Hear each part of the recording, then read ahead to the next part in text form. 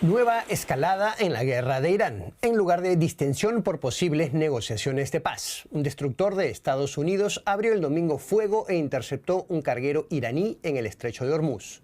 Según Donald Trump, el buque no acató la orden de detenerse y ha sido confiscado por la Marina estadounidense.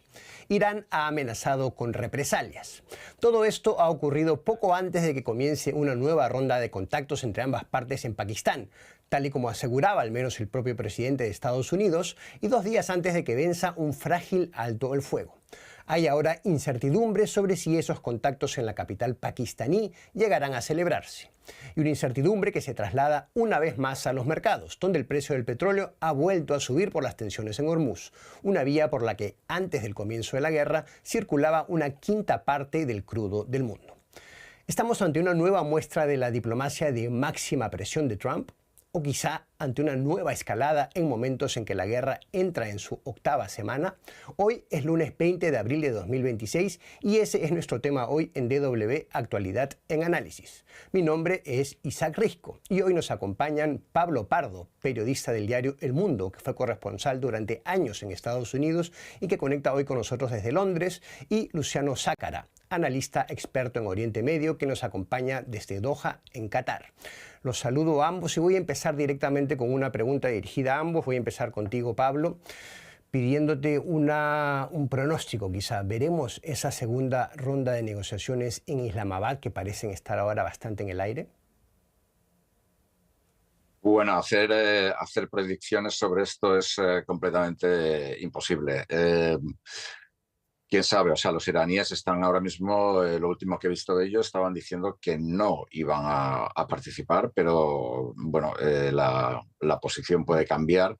También puede cambiar por parte de Estados Unidos. Recordemos que Donald Trump interfiere mucho en las negociaciones según su mood, según su carácter, o según cómo se sienta ese día, o las imágenes que Pete Hegseth, el secretario de Defensa, le haya mostrado de la guerra.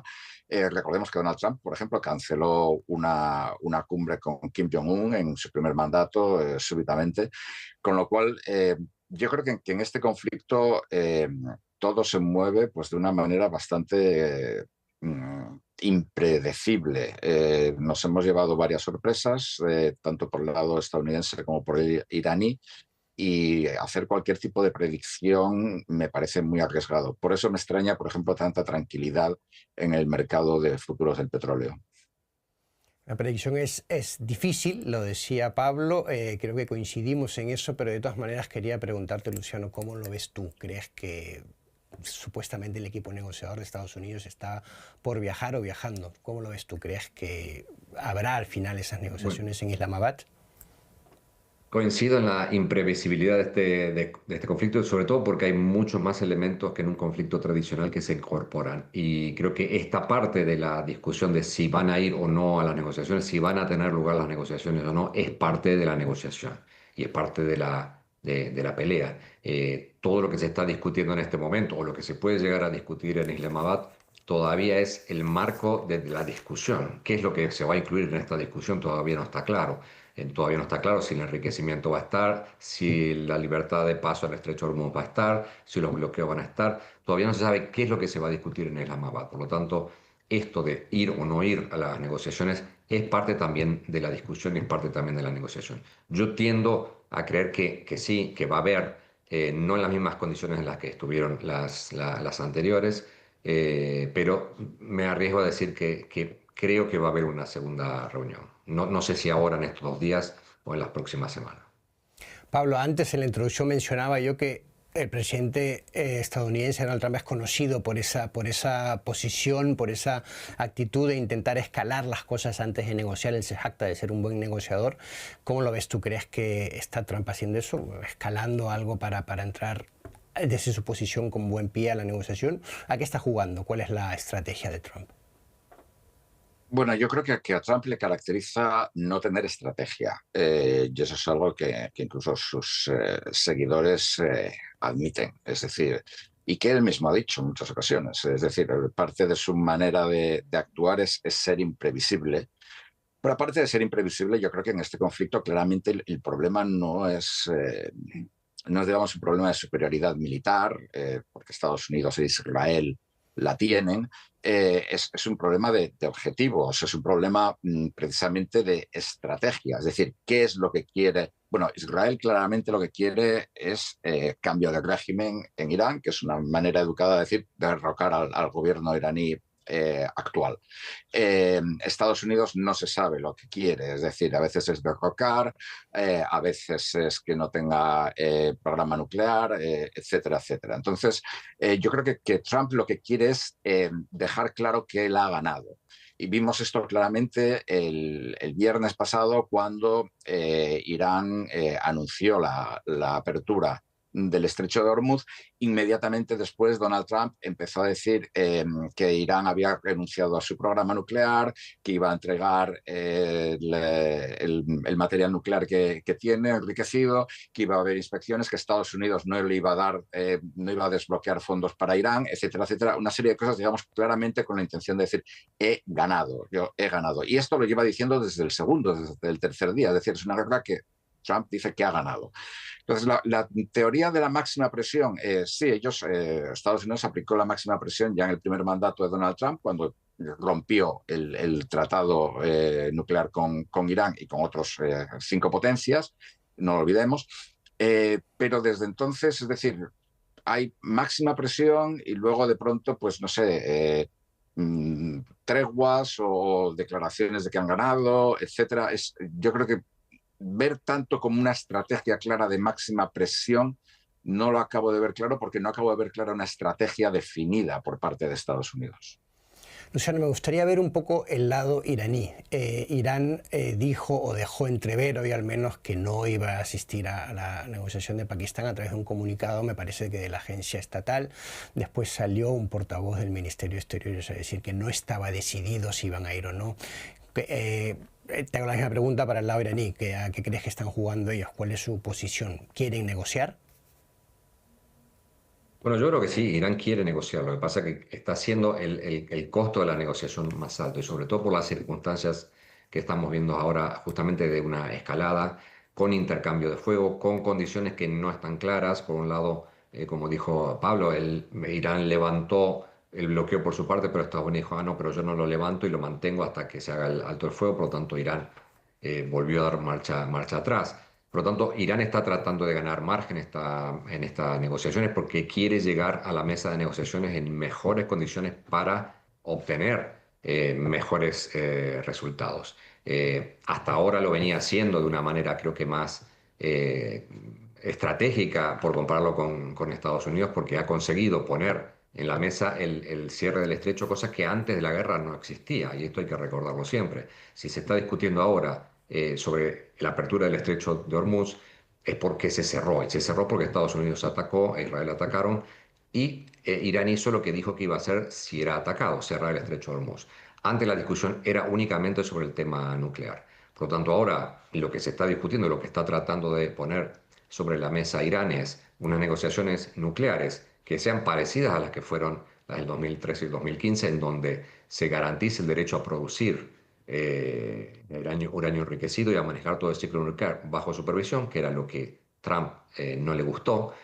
Pero por otro lado, ahora tiene una carta extra, que es el control del estrecho de Hormuz, que la puede usar como base negociadora para el tema nuclear. Por lo tanto, lo que está tratando de hacer es igualarse en esa situación a la hora de llegar a la mesa de negociaciones. No puede Irán dejar que Estados Unidos le bloquee sus puertos mientras que ellos han abierto o han dejado pasar otros barcos y llegar a la mesa de negociación en esas condiciones, porque le devolvería la carta que había obtenido anteriormente. Pero creo que Irán quiere llegar a la mesa de negociaciones, necesita también llegar a las negociaciones, igual que Estados Unidos. Interesante eso de la carta que mencionabas, de la carta adicional del cierre del estrecho de Hormuz, porque eso sugiere que Irán pues, sale con una ventaja estratégica de esta guerra, ¿no? Para recapitular también un poco de cara a nuestra audiencia, Pablo, me gustaría que veamos, por un lado, cuáles son esos pedidos de ambas partes que están sobre la mesa, pero también que intentemos, digamos, como una hipótesis, intentar formular cuál sería un acuerdo asumible para ambas partes con las cosas como las conocemos hoy en día. Bueno, yo creo que el acuerdo asumible para Irán, pero que políticamente es inasumible para Donald Trump, porque, en primer lugar, porque llegó a ese acuerdo Barack Obama y cualquier cosa que haya llegado a un acuerdo alguien que no sea él, Donald Trump, no lo va a aceptar. Pero vamos, el acuerdo sería volver al comprehensive, al plan comprensivo general, digamos, alcanzado pues eso, pues en el 2013-2014, como estábamos hablando ahora durante la presidencia de Barack Obama. Más o menos, digamos que tal vez con más concesiones económicas. Bueno, evidentemente Estados Unidos ha reforzado muchísimo el bloqueo, levantar el bloqueo, no estoy hablando del bloqueo del estrecho de Hormuz, sino el bloqueo económico, la teoría de la máxima presión económica a Irán. Yo creo que eso para Irán sería perfectamente aceptable. La cuestión es que, como comentaba, eso no lo es para Estados Unidos ni para Israel. Y por lo que yo estoy viendo, al menos las posiciones o las demandas de Estados Unidos y de Israel eh, prácticamente no han cambiado desde el inicio del conflicto. A mí es una cosa que me llama la atención. Es decir, renuncia total al enriquecimiento nuclear, posiblemente incluyendo la entrega de todo el material nuclear que Irán tenga, o tal vez teniendo un programa nuclear muy supervisado solamente con fines civiles. Renuncia de Irán al apoyo a los grupos que le son afines, a sus llamados proxies, Hezbollah, los Houthis, los Hezbollah en Irak también, y renuncia de algún modo, aunque aquí Estados Unidos ha flexibilizado un poco, de Irán a su programa de misiles. Entonces, claro, esto para Irán, en mi opinión, vamos, yo quiero saber cómo lo veis ahí desde la zona, pero Irán, en mi opinión, para Irán es un desarme unilateral. Y es quitarle todas las bazas de defensa que tiene Irán. Es prácticamente dejar a Irán un poco, salvando las distancias, como Irak en el año 2003. Es decir, ha renunciado a todo y entonces pues ya es mucho más vulnerable a una acción encubierta de Israel, como ha habido varias, a una nueva acción de Estados Unidos, etcétera. Entonces, a mí me parece que la posición estadounidense sigue siendo muy maximalista. Vamos a pasar directamente entonces la pregunta a Luciano. Luciano, ¿cómo ves tú ese escenario? ¿Crees que estas posiciones maximalistas de Estados Unidos serían asumibles? ¿Y cuál sería para ti un escenario, un acuerdo que sea asumible para ambas partes? Bueno, coincido. El tema es que Irán estaba en una situación de bastante debilidad después de la guerra de junio, después de la guerra de los 12 días. Lo que pasa es que erróneamente se decidió tratar de justamente terminar el trabajo, que es lo que le pedía Netanyahu a Trump, y terminar el trabajo era derrocar a la República Islámica. Esa es la condición máxima que pedía Israel, que en realidad no era la que quería Estados Unidos. Estados Unidos, recordemos, quería únicamente enriquecimiento cero y reducir la capacidad misilística, que ni siquiera en ese momento se pensaba que podía llegar a Estados Unidos. Cambia el discurso de Rubio cuando dice que se justifica este ataque porque había misiles que podían llegar a Estados Unidos y porque en 2 semanas Irán iba a tener la bomba. Dos cosas que son evidentemente mentiras y que nunca fueron ciertas y que se la vendió en un paquete Netanyahu a Trump. Una vez que ha entrado ahí, claro, esa posición maximalista deja a Estados Unidos en una posición mucho peor de la que estaba antes de la guerra, porque Irán, por una parte, dice, bueno, no, la bomba nuclear nunca la quisimos, por lo tanto podemos confirmar y reconfirmar que no queremos tener una bomba nuclear, y eso ya está parte de la negociación, y Trump dice, Irán ha aceptado que no quiere tener una bomba nuclear, pues ya lo habían aceptado antes. Pero deja otra vez a Irán en una posición mucho mejor que la que estaba antes de la guerra, como dije antes. Ahora tiene cartas que antes no tenía y ha demostrado poder defenderse de una manera que no se esperaba antes que pudiera defenderse.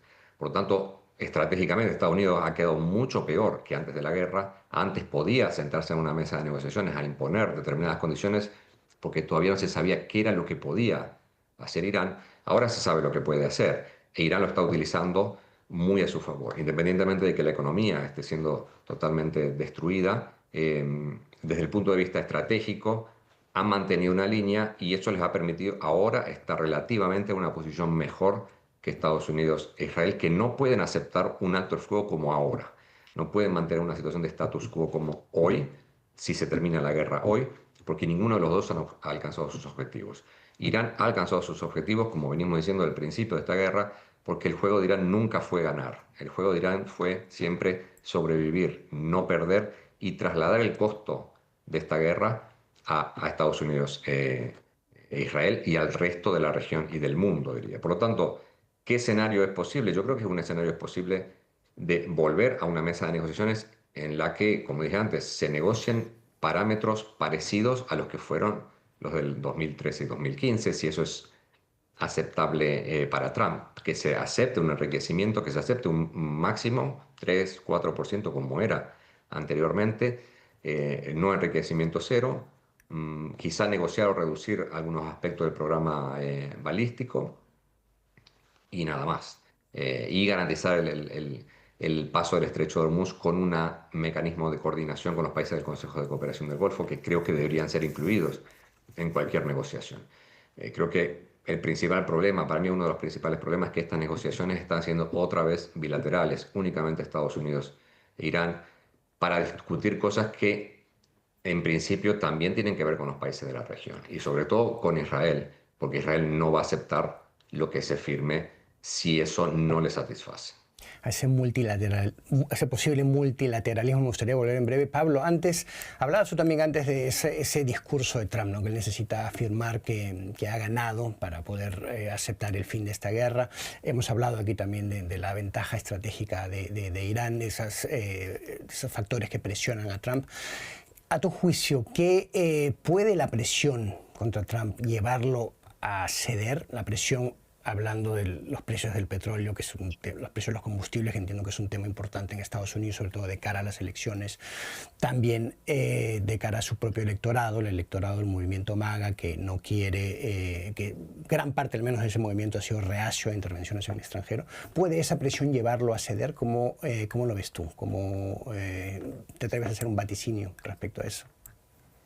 Bueno, de nuevo, hacer vaticinios es muy peligroso en esta situación. Yo creo que en el caso de Trump hay dos variables, pienso yo. Una, Trump es hipersensible por su propia personalidad a cómo va la bolsa, cómo va el mercado de valores en Estados Unidos, más que a otros indicadores económicos, que también lo es a la inflación, y la inflación está vinculadísima al precio del petróleo, etc. Entonces, por ese lado, desde luego, Irán tiene una baza muy potente, que es el cierre del estrecho de Hormuz, y no solamente el cierre del estrecho de Hormuz, sino una posibilidad que para Irán es mucho más riesgosa, que es volver, o sea, dañar ya de forma masiva las instalaciones petroleras y gasísticas de los países del Consejo de Cooperación del Golfo. Ha habido ataques en Qatar, en concreto, pues, el mayor campo de gas del mundo ha sufrido daños importantes, pero Irán podría causar muchos más daños en un ataque pues, que, en fin, no me atrevería a decir suicida, pero que sí que sería de alto riesgo para ellos.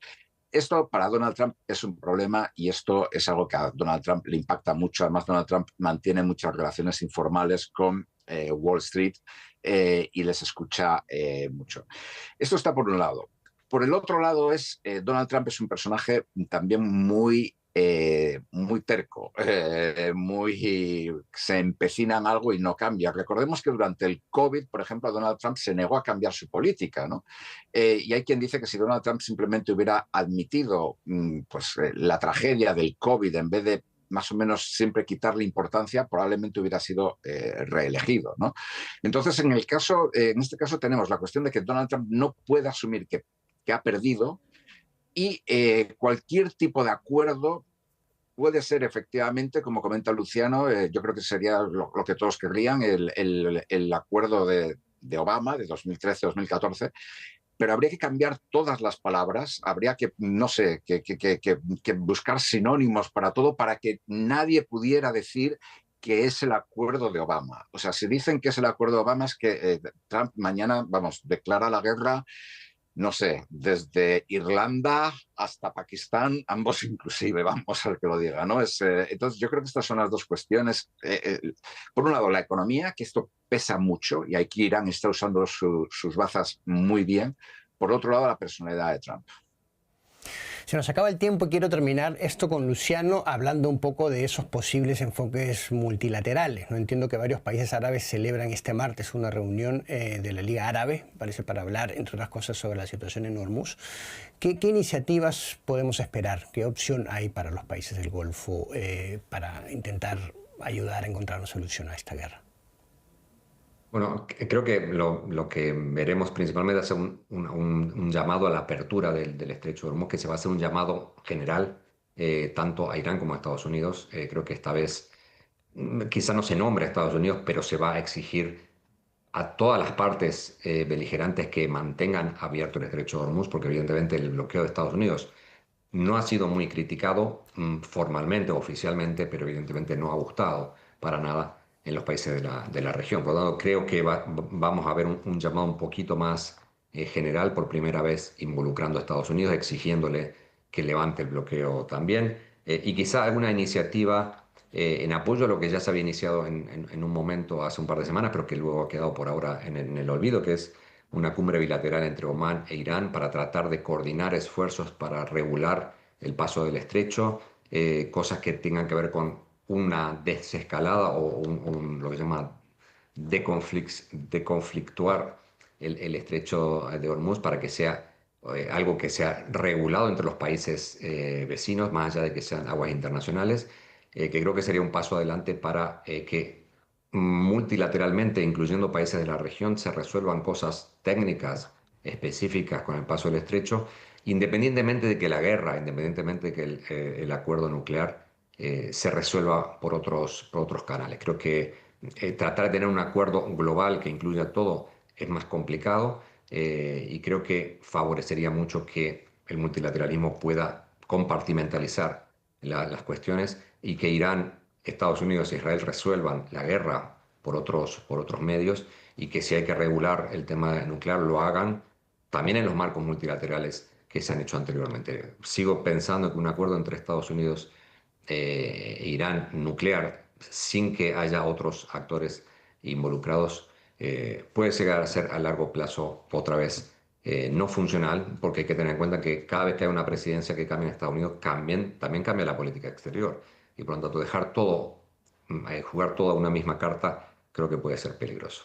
O sea, muchas preguntas pendientes todavía, entre ellas la de saber si va a tener lugar pronto esa segunda ronda de negociaciones en Pakistán, como se esperaba o se anunciaba el fin de semana. Seguro que lo volveremos a tratar en este programa y seguro que también en alguna ocasión con ustedes dos. Me alegraría mucho. Por ahora les agradezco mucho su tiempo, a Pablo Pardo en Londres y a Luciano Sácara en Doha. Muchas gracias por estar hoy en el programa.